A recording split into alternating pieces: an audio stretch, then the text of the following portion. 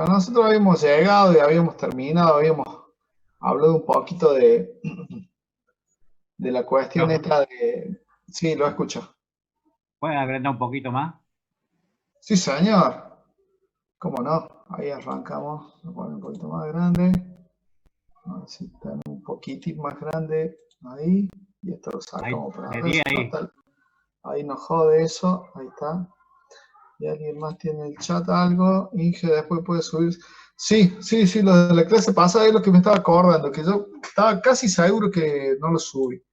Así que subo lo de la clase pasada y esto. Estos son poquitos porque son todos muy parecidos los ejercicios que hay. Los de la clase pasada también vieron que son todos muy parecidos, todos andan dando vueltas detrás de lo mismo, ¿sí? Así que bueno, no tiene mucha ciencia. Va, tiene mucha ciencia, pero los ejercicios que hay no son la locura. Habíamos llegado, habíamos visto esta última partecita de acá, que vimos que les comenté que este dibujito era una de las poquitas cositas así como no muy representativas que tenía el apunte y capaz que haya sido porque no deben haber conseguido el profe Altamirano no debe haber conseguido algún grafiquito mejor para pegar. Entonces quedó esto, pero les quería comentar que, ay, no lo tengo acá, lo tengo en un Word, que vimos un poquito de que esto es un concepto probabilístico de las posibles rupturas de un átomo que nosotros podríamos tener. Y va a depender del tipo de átomo que nosotros estemos haciendo que se fisione, puede dar las distintas probabilidades de que se parten en distintas situaciones. En esa situación yo dejo de compartir esto un segundo y les quiero mostrar la característica de lo fisionable de esto, que es este de acá, ¿sí? Ese grafiquito que veíamos recién, este es uno que está, digámoslo así, está hecho como la medida, como para que quede bien, ¿sí? Entonces, lo que acá nosotros estamos viendo en este gráfico es el número, la característica del material, cómo se fisionó. A ver si lo puedo redondear acá. Vamos a poner un circulito ahí. Sacamos relleno. Vamos a ver el rellenito este. Entonces, podemos ver la característica del número másico de los fragmentos de fisión, que sería lo que tenemos acá abajo, y el porcentaje de, digámoslo así, de veces que se repite eso, ¿sí? El porcentaje producido de el porcentaje acumulado que nosotros vamos a tener de las distintas formas en que se puede fraccionar o romper ese material. Lo que vamos a ver que la menor probabilidad, obviamente, van a estar en los bordes de esto, pero al centro es muy difícil que un material se parta justo en dos partes iguales o muy próximas, sino que siempre va a haber un fragmento que tiene un tamaño más grande que el otro, ¿sí? Voy dándole tiempo a que vayan entrando los chicos como para no volver, no ser tan reiterativo. Entonces, eso que yo le estaba comentando, va a ocurrir que cuando tengamos una reacción, como por ejemplo, que estamos hablando acá del uranio 235, probabilísticamente vamos a tener que hay dos crestas. Obviamente, cuando fisionamos, por ejemplo, podemos obtener xenón y estroncio, ¿sí? Y cuando obtenemos xenón y estroncio, ¿sí? Son los elementos más probables que podríamos obtener ahí. Vamos a buscar, vamos a sacar esto de acá porque esto es un recordatorio de otra cosa que estaba trabajando justo ahí, para no confundir. Van a decir, ¿de qué habla el profe con esa fecha que puso ahí? No, es otra cosa que estaba buscando en otro momento. Ahí les comparto, vamos a buscar producto de fisión.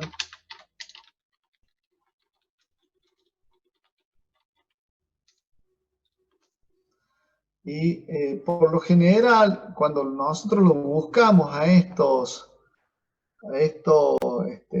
grafiquitos así, vamos a ver que no se comporta tan lindo como ese gráfico que nosotros tenemos ahí, sino que son un poquito más complejos los gráficos que se encuentran.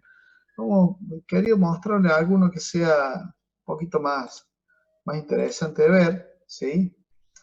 Y que lo que tengamos ahí muestre un poquito más la característica de probabilidad que tienen de ocurrencia, ¿sí? Por ejemplo, en esta situación, fíjense que siempre es muy difícil obtener los productos de fisión que sean en la zona donde quede justo partido del medio, ¿sí? No es muy lógico de encontrar, y siempre vamos a tener zonas donde es más abundante una reacción, ¿sí? Y los complementos del otro lado. En este caso tenemos, por ejemplo, del uranio 233, que está marcado en verdecita la curva, ¿sí? Por acá está la otra crestita, el uranio 233, el plutonio 239, que está como este colorcito más azul, ¿sí? Que serían y el uranio 235, que sería la curvita que está en rojo acá, ¿sí? Que tienen ahí. Entonces, en función de esas curvas que nosotros tenemos, cuando tenemos el uranio 235, tiene un porcentaje de probabilidad acumulado en dos crestas, el 233 y el 239, y el plutonio también tiene una distribución parecida, obviamente, con porcentajes de acumulación en crestas que están cercanas entre ellas, pero no necesariamente son las mismas.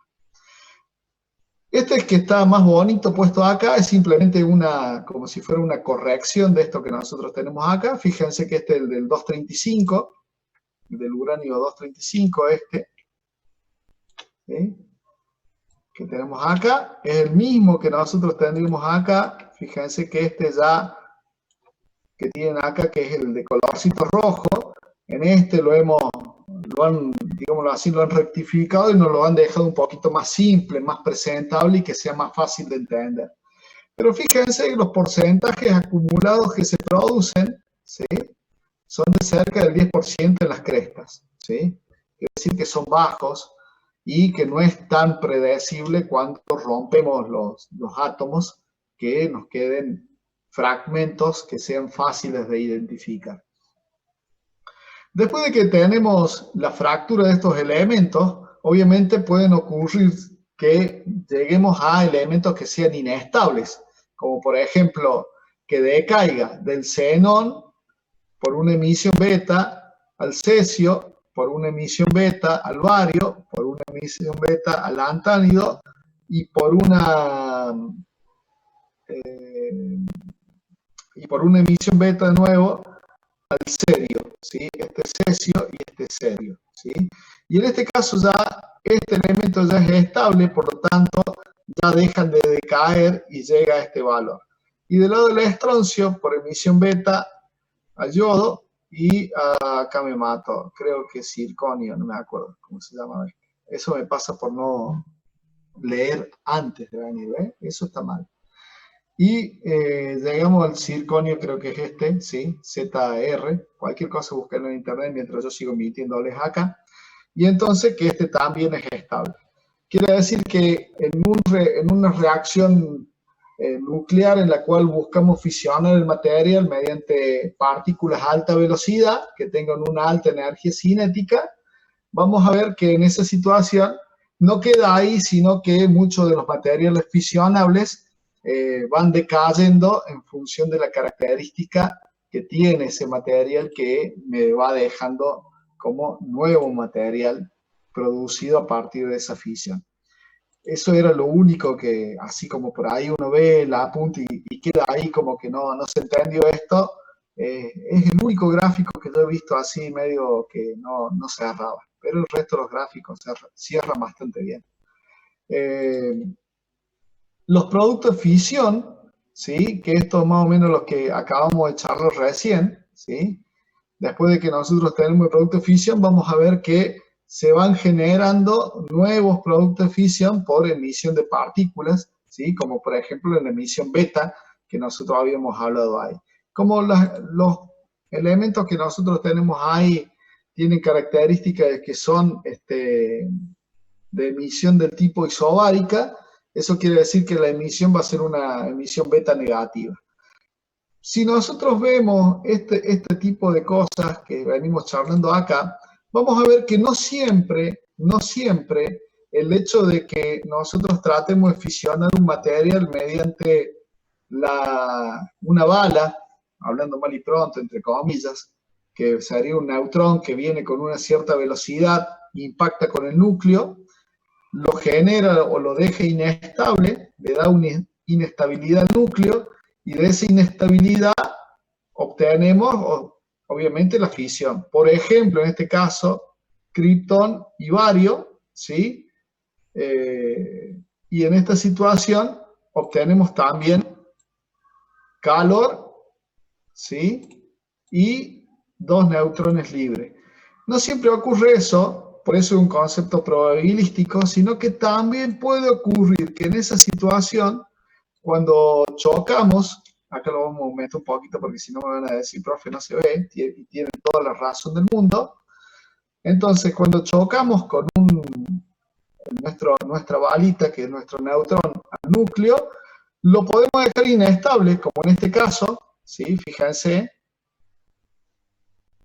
y en este caso igual, pero no siempre se logra la fisión, sino que a veces queda excitado, pero mediante la radiación gamma vuelve a un estado estable y no fue un choque que pudiéramos aprovechar energía. La radiación que acaba de salir ahí es muy baja comparado con la cantidad de calor que podríamos haber producido en una situación de este tipo. Obviamente que es una cuestión probabilística que en algunos casos no se da la fisión, sino que nos quedó capturando un neutrón, ¿sí? Entonces lo único que hicimos es cambiar de isótopo y tenemos un uranio 236, ¿sí? Y con emisión gamma vuelve a un estado estable.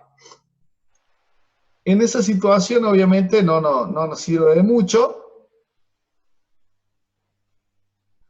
pero, por ejemplo, acá lo vamos a poner un poquito más grande, el caso del uranio 238, el uranio 238 que se convierte en plutonio 239, eso está interesante debido a que el uranio 238 cuando captura un neutrón pasa a uranio 239, que es inestable, pero mediante una transformación, o sea, pasa a uranio 230, a uranio 239, una radiación gamma que lo deja en uranio, que genera una emisión y a su vez emite dos partículas beta, vemos que pasa a plutonio. ¿Qué es lo interesante en este caso de que pase a plutonio? De que este elemento sí nos sirve a nosotros muchísimo como material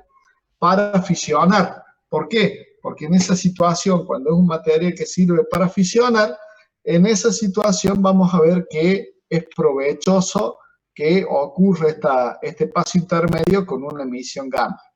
¿Qué quiere decir esto?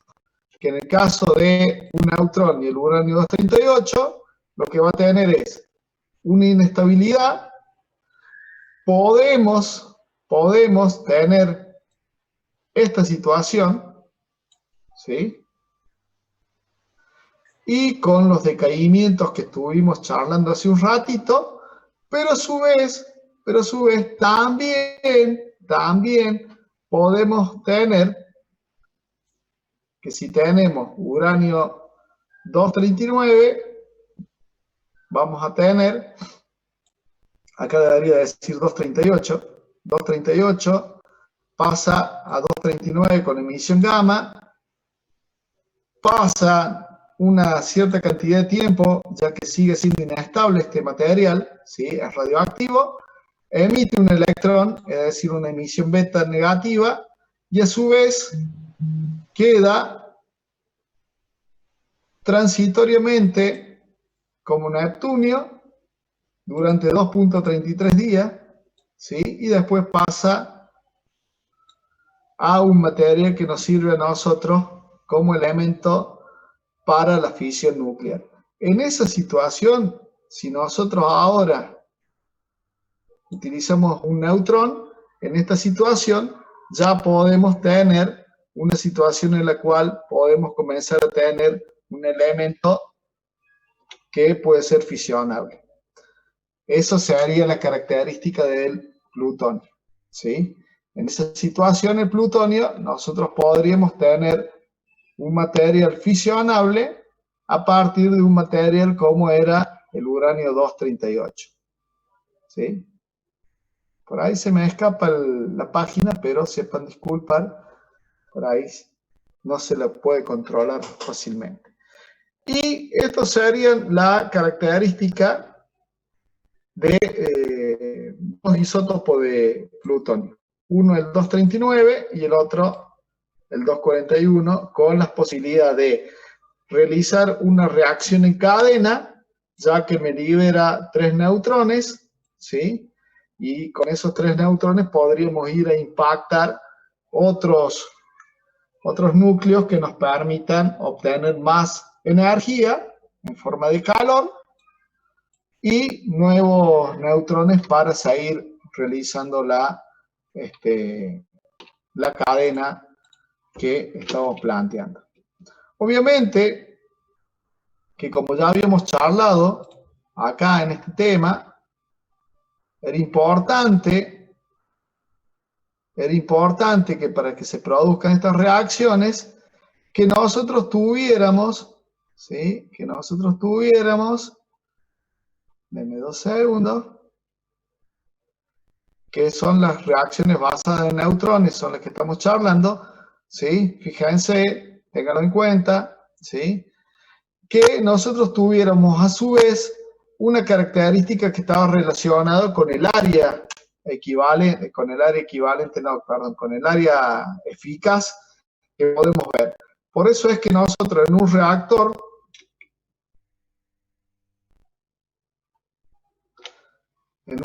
nuclear, la velocidad de esas balitas que nosotros vamos a tener resulta crítica debido a que nosotros necesitamos bajarle en algunos casos la cantidad de velocidad que tiene para que la sección eficaz o la sección equivalente que va a haber esos elementos puedan observar al nuevo núcleo que nos hace falta chocar y que sea más atractivo para eso, ¿sí? Eso es importantísimo, ya que si no, nos generaría un problema, ya que se nos frenaría la reacción debido a que sería improbable el choque, siempre y cuando la velocidad no sea la adecuada para poder realizar ese choque que estamos planteando. Hasta ahí con eso de que estábamos charlando. En una etapa posterior, seguramente ustedes, esto lo que estábamos viendo del producto de fisión era más o menos un poquito lo que estuve comentando recién, ¿sí? Del tema de producto de fisión, con el ejemplo que estuvimos charlando.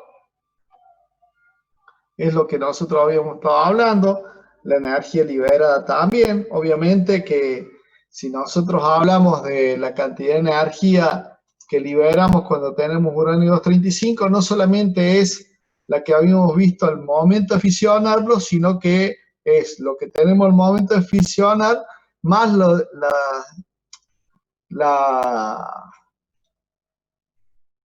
después las emisiones beta que tendríamos, emisiones gamma que podrían darse cuando van quedando elementos radioactivos por decaimiento en los núcleos que se han ido formando posteriormente a la fisión, ¿sí?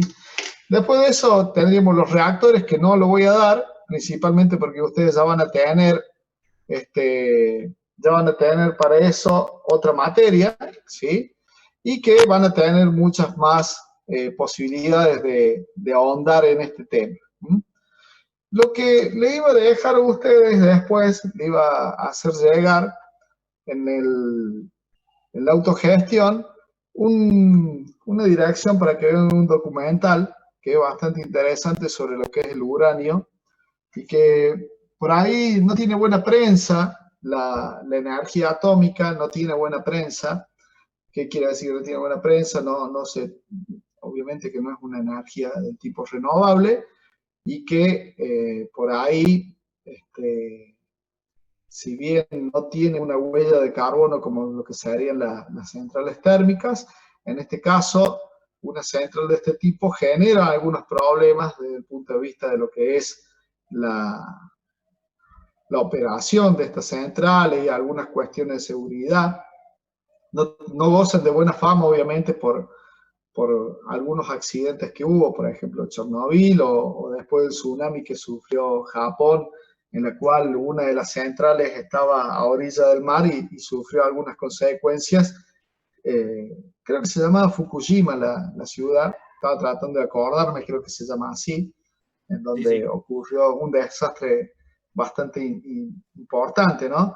Pero obviamente que desde un punto de vista de lo que es la característica de lo que es la reacción nuclear, estas centrales nucleares nos permiten a nosotros obtener energía, digámoslo así, una gran cantidad de energía en una zona delimitada bastante pequeña. ¿Cómo se haría eso? Nosotros, cuando vemos la forma de producir energía, tenemos que ver también cómo se da la densidad energética. Cuánto es el espacio que ocupamos para producir energía y la energía que obtenemos a partir de ese ocupamiento de ese espacio. Es decir, cuántos kilovatios vamos a producir, kilovatios hora vamos a producir en función del área que ocupamos. Si nosotros observamos eso y vamos y vemos una granja del tipo solar, vamos a ver que se ocupan muchísimos metros cuadrados para producir una cierta cantidad de energía, y si la queremos comparar con la que se produce a nivel nuclear, con energía nuclear, vamos a ver que desde el punto de vista de la densidad energética es mucho más aprovechable una reacción nuclear. Pero también generan sus inconvenientes y obviamente no es de lo más, en este momento no es la que mejor prensa tiene. Otra cosa que sí tenemos que tener en cuenta, que no siempre lo que son las energías renovables, de que por más de que obviamente debemos tender a eso por una cuestión ambiental y a largo plazo seguramente va a ser más redituable y va a ser más amigable con el planeta, no siempre no genera daño ecológico, sino que sí lo genera debido a que, por ejemplo, la cantidad de metros cuadrados que tenemos que poner para una granja solar, en esos metros no podemos sembrar nada, ni poner nada, ni podemos poner un arbolito que le haga sombra al panel. Entonces tenemos que ponerlo en una zona que sea del tipo desértica. Y entonces de ahí ya tendremos que transportar esa energía a las zonas de consumo. De más todo decir también que cuando nosotros tenemos este tipo de aprovechamiento de energía, se causan otros tipos de problemas ecológicos. La energía, obviamente la energía eólica, si está puesta en la zona donde tenemos migración de pájaros, obviamente chocan contra las palas de los aerogeneradores y eso genera un problema desde un punto de vista del conservacionismo de estas aves. Pero bueno, todo tipo de energía tiene sus pros y sus contras, ni hablar de la energía hidroeléctrica, como por ejemplo centrales que son muy grandes, en las cuales no solamente se desplazan poblaciones enteras, sino que también se genera un daño ecológico, como por ejemplo, si ustedes en algún momento quieren leer un poco, van a ver la central de Itaipú, que ha generado, no digamos un desastre ecológico, pero ha generado algunos problemas ecológicos en la zona, debido a la cantidad de kilómetros cuadrados cubiertos de agua que han quedado, ¿sí? Entonces eso también nosotros tenemos que ir teniendo en cuenta, ya que somos ingenieros y tenemos nuestro grado de responsabilidad del uso de las energías que vamos a hacer. Entonces, hay que ir teniendo en cuenta un poco también los pros y los contras de la producción de energía en función de dónde sale esa energía y cómo la vamos a consumir. Volviendo a algo un poco más terrenal, no hablando tantas cosas así como hablando así nomás, sino que vamos ya a algunos ejercicios. Yo le traje 4 ejercicios, resolví 4 ejercicios, pero principalmente busqué representativos. Todo, de los ejercicios que tenemos acá, de los 10, 11 ejercicios que hay acá, no son mucho más, son todos muy parecidos, con lo cual no tiene mucha diferencia. Básicamente vamos a ver que a medida que vayamos haciendo un poquito de ejercicio, van a ver que todos redundan más o menos en lo mismo, ¿sí? Así que voy comentándole el enunciado y después ustedes van viendo a la hora de resolver. El primer ejercicio que tienen acá está relacionado con la cantidad de energía que se libera en una reacción de fisión, ¿sí? Les plantea una reacción clásica, uranio 235, el cual hacemos impactar con un neutrón, ¿sí? Y que tiene como producto de fisión bario y criptón y 3 neutrones, ¿sí? Y en esta situación vamos a tener como dato las masas de los elementos originales y de los que son los elementos que se producen en el momento de la fisión. Entonces, en estos ejercicios que nosotros tenemos acá, planteamos el primero. El planteo está relacionado con lo que dice el enunciado, ¿sí? Tenemos los datos, ¿sí? Los podemos sacar de la tabla que está al final de la guía o tomar lo que ya me da el enunciado, son exactamente lo mismo, y buscar la cantidad de energía que se libera. Obviamente la cantidad de energía que se libera es una fórmula que está en el texto, ya está puesto ahí, ¿sí? Si quieren lo buscamos, pero está relacionado con los materiales que dan origen a este proceso y los materiales que están como producto de fisión, obviamente siempre teniendo en cuenta que en este caso por ahí uno lo pierde un poquito de vista porque acá tiene ese famoso 931 que está acomodado para que nos dé en valores de mega electronvoltio, pero si vamos a la fórmula pura como debería ser, ¿sí? Ahí lo buscamos la fórmula y en la página donde está también para que ya lo tengan. Vamos a ver que eso es la diferencia de masas multiplicado obviamente por la velocidad de la luz. Eso está más o menos por acá, ya lo buscamos como para que lo tengan ustedes. Ahí les comento dónde anda. El ciclotrón, presten atención, por favor, suele salir, así que no dejen de verlo a don ciclotrón. Lo que les comentaba de la fórmula que habíamos estado charlando ahí, ¿sí? La cantidad de energía aprovechable en una reacción nuclear está dada por la diferencia de las masas iniciales menos las masas finales, multiplicado por la velocidad de la luz al cuadrado. Eso es el aprovechamiento energético, lo que se transformaría en energía. La diferencia de esto es lo que se transforma en energía, ¿sí? La diferencia de las energías iniciales que tengo menos energías finales, eso es lo que se transformó en esa energía, lo que queda como balance energético, y obviamente que puede ser exotérmico el proceso o un proceso endotérmico, y ya vamos a ver que eso nos va a dar origen a otra ecuación más, que ya lo vamos a charlar al momento de ver el ejercicio correspondiente, ¿sí? Entonces, en este caso, que estamos hablando de este ejercicio, obviamente se haría esto que tenemos acá, este nuevo 31,5 está relacionado con la expresión de la energía, pero en mega electronvoltio.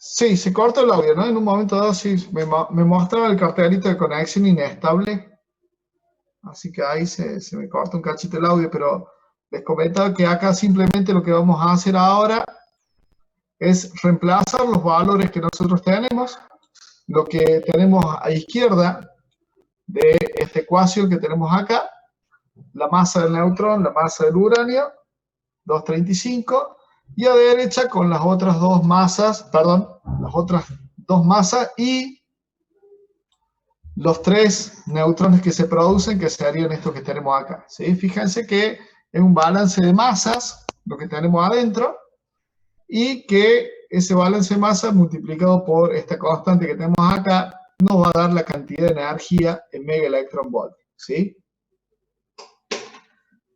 Así de simple, hay varios ejercicios de este tipo, ¿sí? Lo único que tenemos que hacer es buscar cuáles son los datos de origen, es decir, las masas involucradas.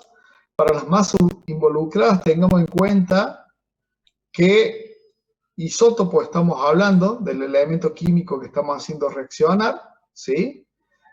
Porque no le podemos errar en eso, ¿sí? Y después tenemos que ver, y después tenemos que observar si la reacción es exotérmica o endotérmica. Si acá tenemos un signo negativo, la reacción va a ser endotérmica, y si está así como lo estamos observando acá, es una reacción exotérmica.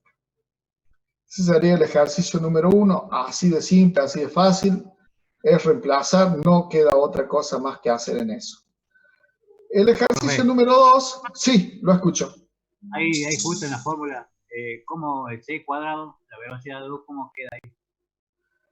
Claro, este C cuadrado estaría, cuando nosotros hacemos la fórmula original acá, queda reemplazado por el valor necesario para transformar y llevar de que esto que nosotros hubiéramos dejado con el C cuadrado acá, nos quedaría en Joule la unidad. Pero si yo convierto para que me quede en megaelectronvoltio, la constante que me quedaría acá sería 931,5. Eso lo vimos en el capítulo 4. Déjeme ver si lo encontramos. Déjeme ver que andaba por acá. Déjeme ver, a ver si lo tengo por acá. A ver si lo podemos encontrar, porque yo cuando busco las cosas lo más seguro que se me pierdan. Pero estaba por acá, andaba. A ver. Yo me acuerdo que en alguna parte estaba. Ustedes tengan paciencia un rato. Acá está, por acá anda. Mirá. Ahí lo amplío un poquito para que se vea.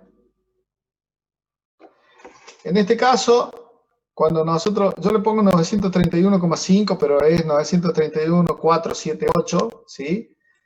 Y está relacionando la característica de que en vez de trabajar con kilogramos, como tenemos acá, denme un segundo, así sigo utilizando esto, en vez de trabajar con kilogramos, tenemos que trabajar con unidades basadas en unidades de masa atómica, ¿sí? Basadas en, obviamente, como lo dice la definición, está basada en el carbono 12, ¿sí? Y teniendo en cuenta la constante para pasar de Joule a electronvoltio, que es 1,6 por 10 a la menos 19.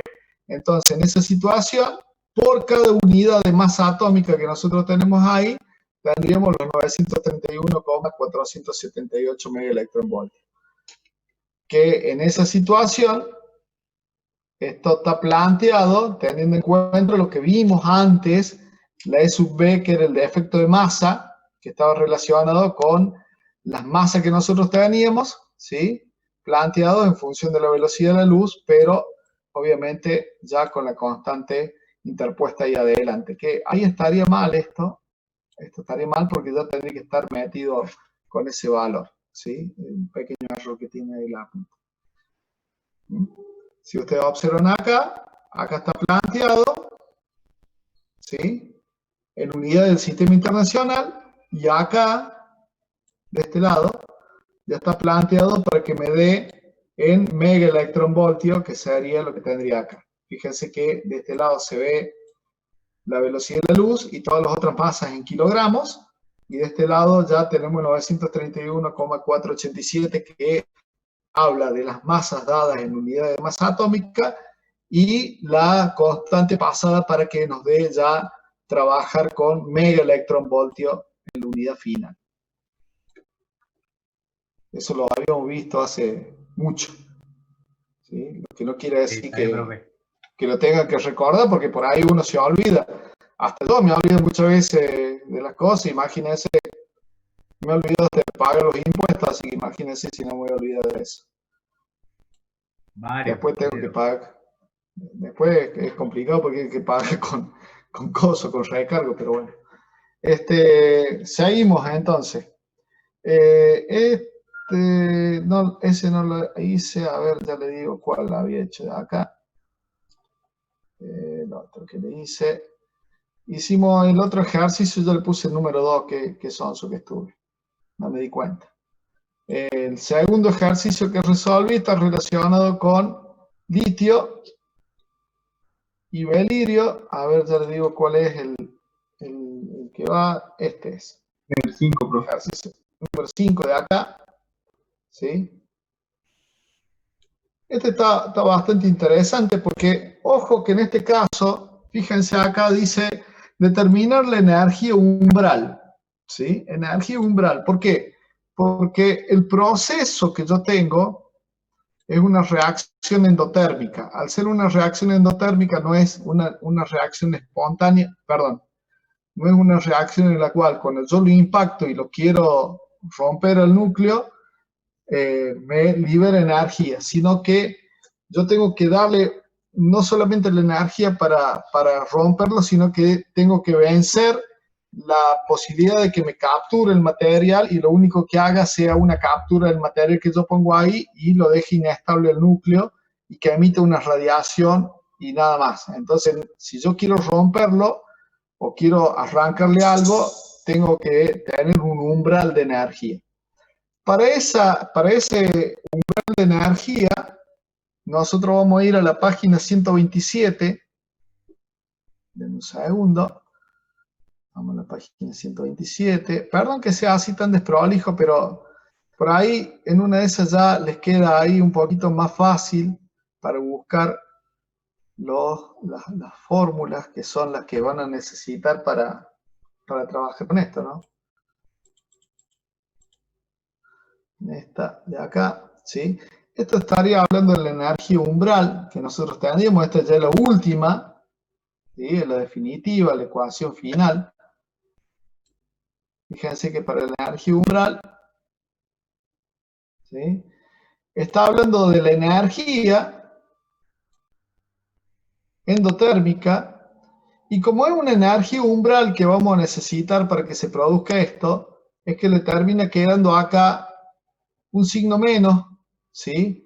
Y como esta Q es endotérmica, va a ir con un signo menos a su vez, y cuando lleve ese signo menos me queda menos por menos más, porque la energía umbral tiene que ser una energía positiva que yo le esté dando a ese elemento.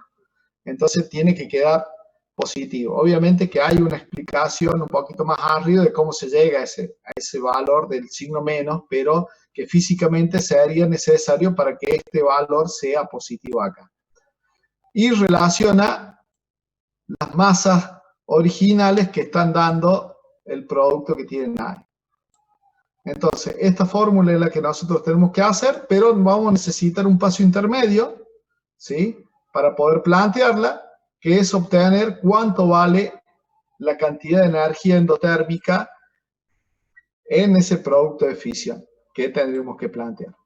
Entonces, en esta situación, buscamos la energía umbral, ¿sí? Es lo que nosotros estamos queriendo encontrar. Vamos a tener que hacer un paso intermedio, que es encontrar el valor de Q, ¿sí? Para eso vamos a ir a la tabla, vamos a entrar para el litio, con el número, obviamente, la suma de protones más neutrones, 7. Entonces tenemos que encontrar en la tabla, ese valor es el que encontramos. hacemos lo mismo para el producto, para el belirio que tenemos ahí, y también obtenemos un valor que, si ustedes observan, es ligeramente más grande, ¿sí? Entonces, al ser ligeramente más grande y tener la masa del protón de este lado y la masa del neutrón del otro, que son de tamaños comparables, entonces en esa situación puede ocurrir que este término que yo tengo acá sea más grande que el original. En esa situación el proceso se haría endotérmico. Reemplazando los valores y resolviendo, lo que nos termina ocurriendo es que acá tenemos el valor de Q, que se haría de un proceso endotérmico. Entonces, en esa situación, nosotros tendríamos que suministrarle esa energía umbral, que ustedes después sería buenísimo que lo puedan ver y entender al tema, obviamente. Está ahí, está sencillo, está simple, no se preocupen. Y de ahí sería la cantidad de energía necesaria que tendríamos que suministrar en forma de energía cinética para que se produzca este efecto, ¿sí? Fíjense que acá, cuando estamos hablando de este caso, son los elementos que están por reaccionar, ¿sí? No es lo producido, sino lo que estoy poniendo en juego. El MX es nuestro, entre comillas, nuestra bala, y el M mayúscula X es el elemento sobre el cual va a impactar nuestra bala, ¿sí? Entonces, en esa situación es que nosotros ponemos la masa del protón y la masa del litio, ¿sí?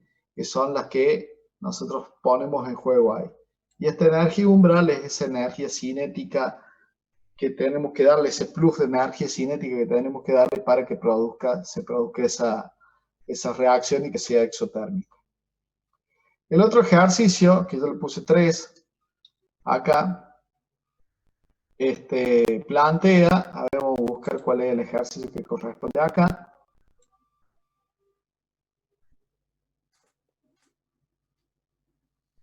Qué toque. Qué toque. Ah, como si me pasé largo, che. Ahí está. A ver, déjame ver que yo le puse ejercicio 3. Acá, a ver, ¿cuál será? El 6. Bien, ahí estamos todos en la búsqueda del tesoro. Perfecto. En este lo hice porque te pide cuál sería el elemento que estaría siendo producido acá para que se equilibre esta ecuación desde un punto de vista de lo que son el número másico y el número de protones también, ¿no? Entonces, en esta situación le pide cuáles serían los valores de Z y de A para que Z y A de este elemento, ¿sí?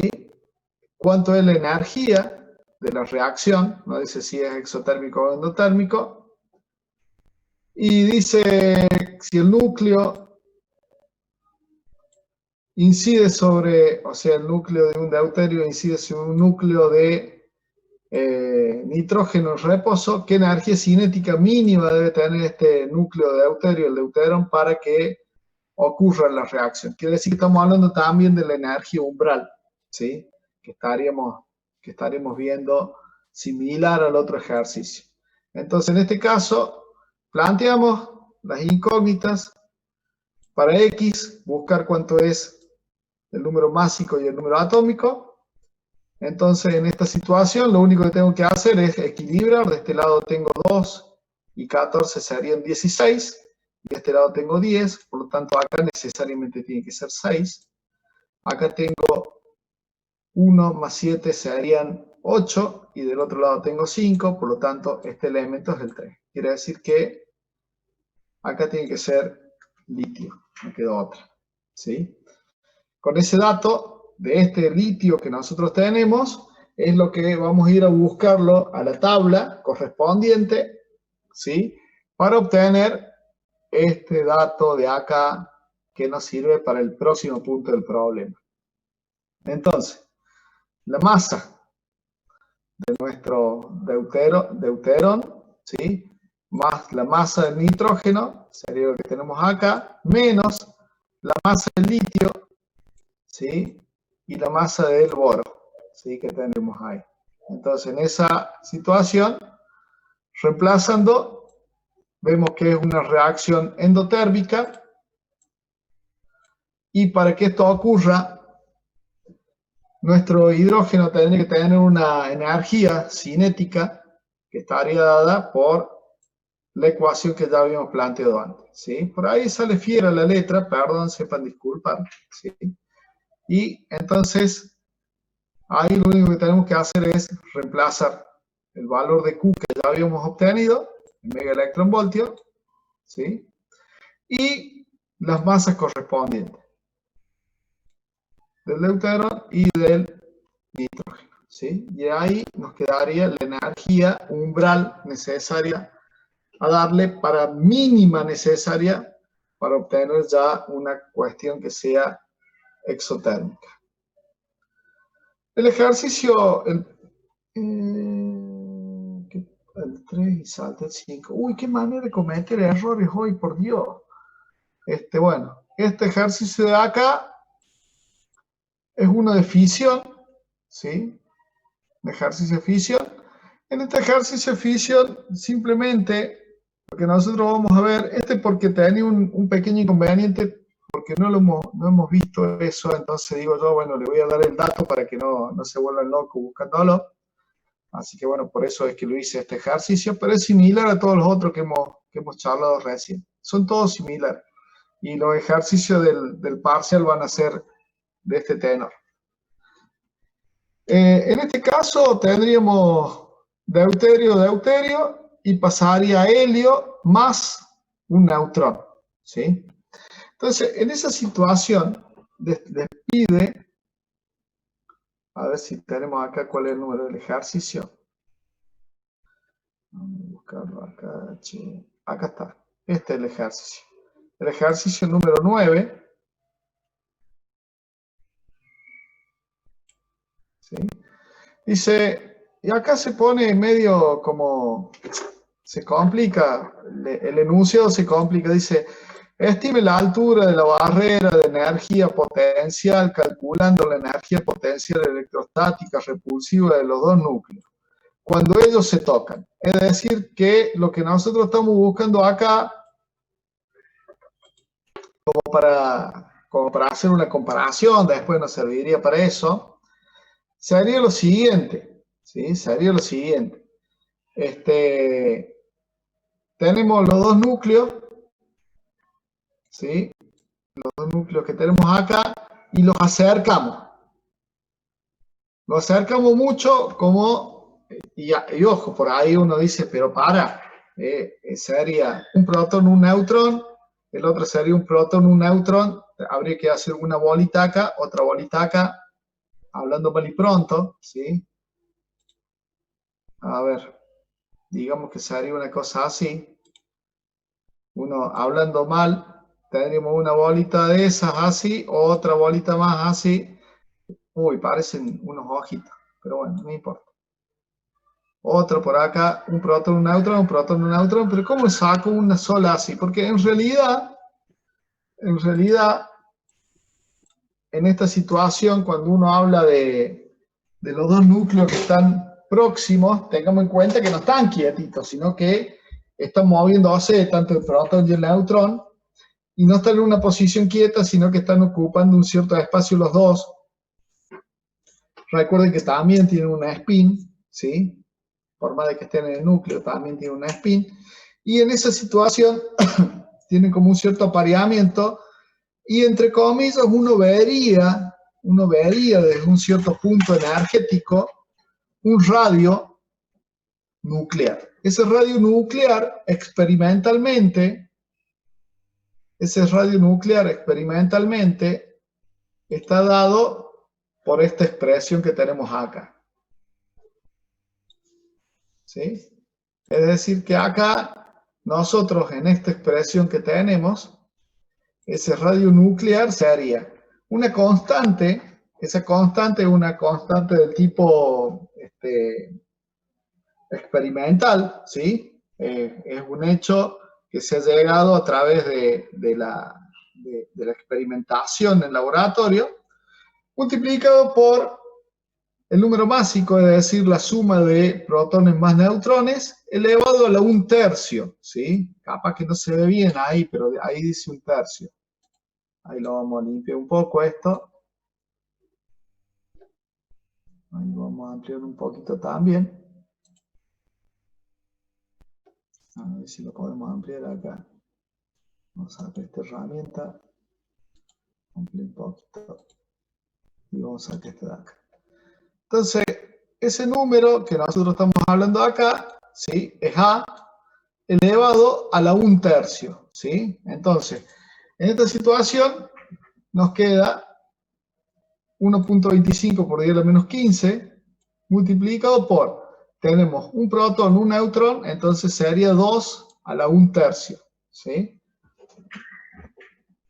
Y de ahí sacamos cuál sería ese radio, entre comillas, es decir, la distancia que nosotros tendríamos desde acá hasta el borde de esa zona donde están el protón y el neutrón de ese núcleo de deuterio, ¿sí?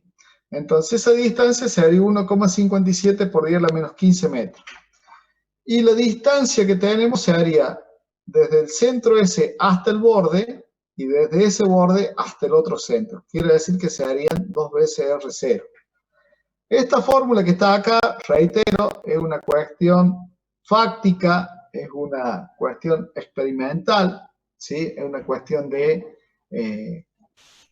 sacarlo en función de que funciona esta ecuación, funciona para núcleos pequeños, ¿sí?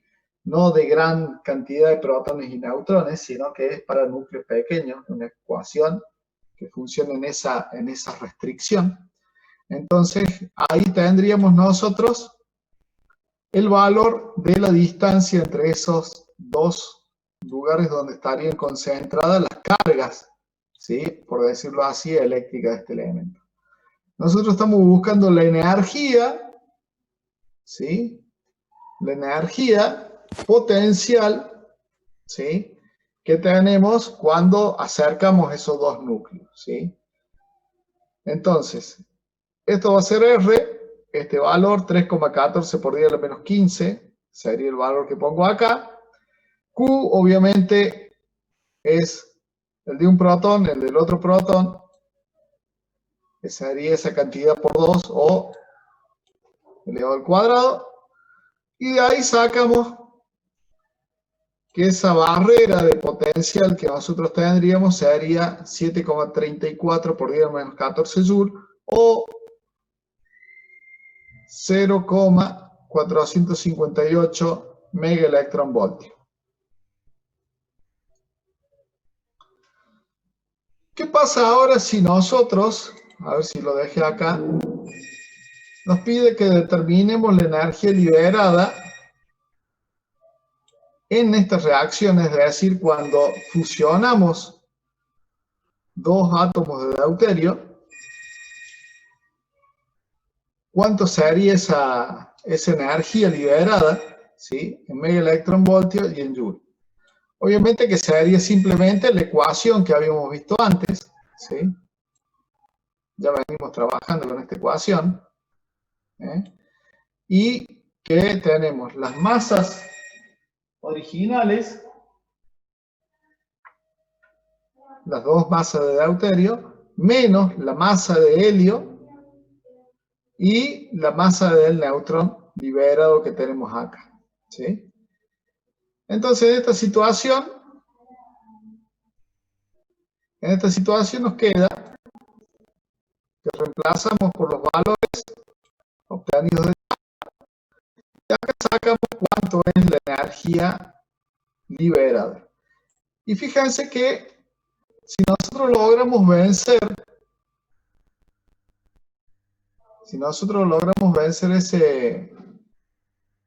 esa energía potencial de origen de campo eléctrico que tendríamos acá, y logramos pasar de la cuestión de las fuerzas coulombianas a las fuerzas nucleares, que son las que comenzarían a actuar cuando vencemos ese carozo repulsivo, entonces en esa situación nosotros tendríamos que la energía que liberaríamos sería muchísimo mayor que la energía potencial que tratan de separar a esos dos núcleos cuando están a una distancia de tocarse, entre comillas, esos dos núcleos, ¿sí? Y acá en esta formación de una molécula de helio, estaríamos liberando 3,27 megaelectronvoltios, o 5,23 por 10 a la menos 13 joules, ¿sí? De acá, si observamos el tercer punto de esto es simplemente, el último punto es como para sacar un datito más, ¿sí? Dice, determine la energía liberada por mol de deuterio, y acá hace una salvedad que en este caso dice que sería un gas diatómico, ¿sí? Entonces, está hablando del deuterio, pero en forma de gas y no como disuelto, así nomás, como una molécula diatómica y no como un átomo suelto por ahí, sino que se presente como D2, ¿sí? Y comparar este valor del mol de deuterio que se liberaría, la energía que liberaría un mol de deuterio convirtiéndose en helio, comparándolo con el calor de combustión del hidrógeno, ¿sí? Que sería el calor de combustión cuando hacemos reaccionar el hidrógeno con oxígeno, ¿sí? ¿Estamos de acuerdo? Como por ejemplo en una celda de hidrógeno, ¿sí? Tenemos hidrógeno por un lado, oxígeno por el otro. El aprovechamiento de la energía en esa situación sería de 2,9 por 10 a la 5 joule por cada mol de hidrógeno que hacemos reaccionar. En este caso, nos está diciendo, es para mostrarle la nomenclatura, puedo ponerlo de esta forma, así, y digo que es deuterio, o puedo ponerlo de esta forma y también digo que es deuterio. Pero vamos a considerar un mol de deuterio. Pero fíjense que es deuterio molecular, quiere decir que está agrupado de A2, ¿sí? Es una molécula de deuterio, ¿sí? Con 2 átomos de deuterio. Entonces, por cada mol vamos a tener la posibilidad de hacer reaccionar o de hacer la fisión de 2 por esa cantidad de núcleos de deuterio que tendríamos. Y lo multiplicamos por la cantidad de calor que libera, 3,27 megaelectronvoltios, sería 3,27 por 10 a la 6 electronvoltios. Y para pasarlo a joule sería multiplicando por 1,6 por 10 a la menos 19 para obtener este resultado en joule. Quiere decir que serían 6,3 por 10 a la 11 joule, ¿sí? En un mol de deuterio. Si lo comparamos con la energía que nosotros estamos liberando con la combustión, ¿sí? ¿Cuántas veces más o cuántas veces menos? Fíjense que acá tendríamos la relación entre la fusión del deuterio con la combustión del hidrógeno. Expresa las dos en joule. Y eso nos dice que el aprovechamiento de la de la fusión nuclear es de 2,17 por 10 a las 6 veces más, 2 millones y un poco más de veces más aprovechable hacerlo de esa forma que reorganizar los electrones en las capas de de combinar el hidrógeno con el oxígeno, ¿sí? Recuerden que cuando hacemos la combustión es una reorganización de alguna forma o un reacomodamiento de los electrones de los dos productos que reaccionaron químicamente para producir la molécula de agua a partir de la combustión del hidrógeno. Y en el otro sería la fusión, en el cual tomamos dos deuterios y los unimos. Eso sería la única característica que por ahí tenía este ejercicio de hacer renegar. Era el primer punto. Este primer punto era lo único que hacía renegar. El resto de las cosas que tiene el ejercicio, esto es la misma fórmula, ¿sí?, que tenemos acá. Es una reacción exotérmica, porque tenemos positivo, ¿sí?, nuestro valor. Y la última parte, esta parte de acá, es simplemente una comparación de la energía liberada en un proceso nuclear y en un proceso químico. El proceso químico es una combustión en el cual hay un reacomodamiento de esos electrones en la nube electrónica del nuevo producto que tenemos, y en ese caso hay una liberación de energía, y esa liberación de energía es muy pequeña comparada con lo que podríamos lograr cuando hacemos reaccionar dos núcleos y los unimos.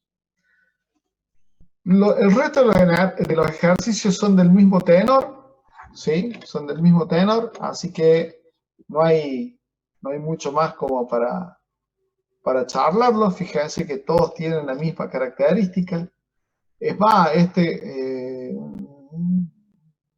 ejercicio de acá es similar al primero que nosotros hicimos, así que no le pueden errar. Hasta en eso tienen ahí. Creo que lo único distinto es la cantidad de energía liberada por gramo,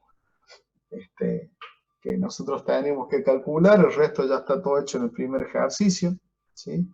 Así que bueno, el resto del ejercicio todos tienen la misma característica, ¿sí? No le pueden errar, ¿eh? Bueno, la clase que viene entonces tenemos nuestro parcial. Vamos a empezar a las 8, ¿sí? Yo ya les subo los ejercicios estos que estuvimos charlando. Y empezaremos a las 8. Y gracias a Dios que ahora el Zoom no se corta, no tenemos esa limitación. Vamos a tener un poquito más de flexibilidad a la hora del tiempo. Podríamos tomar un poquito más que los 40 minutos que habíamos planteado en el primer parcial para resolver los ejercicios, que son tienen un poquitito más de complejidad operativa, ¿sí? Desde el punto de vista operativo son un poquitito más complejos, pero desde el punto de vista de la comprensión, fíjense que son bastante simples, no son tan difíciles. Operativamente un poquito más por las cantidades, como ya venimos charlando en nuestra materia, ¿sí?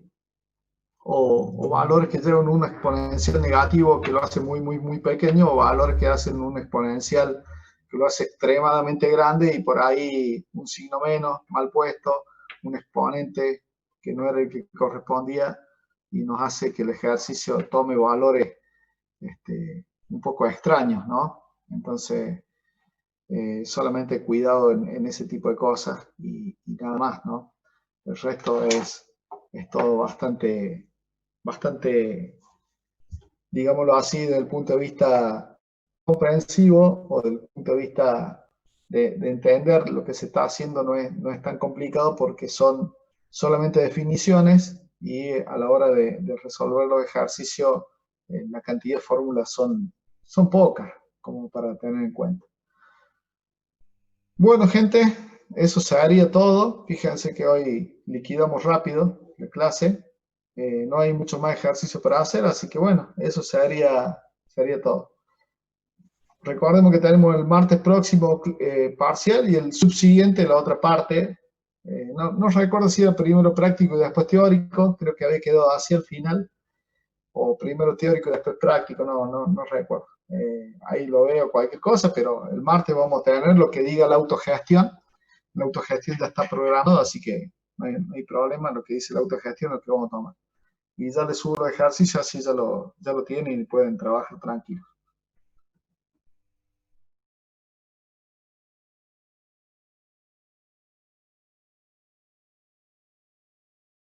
Bueno, como dijo Colón, vamos, Colón, sí. No me diga. Espérese que lo vea el chat. Ahí lo busco. Oh, ya me lo dijo. Sí, sí, sí, sí, sí, sí, sí, sí, sí, sí, sí, sí, sí, sí, sí, sí. También vamos a subir lo de la unidad anterior. Que ni me acuerdo ¿qué fue la clase pasada? La clase pasada fue Ejman. No, la clase anterior había sido y dijo que los iba a subir y no los Y no lo subió. subí. Qué raro yo, prometiendo cosas. Ya parezco político. Ya me pongo a buscar todas las cosas que tengo que subir, las subo.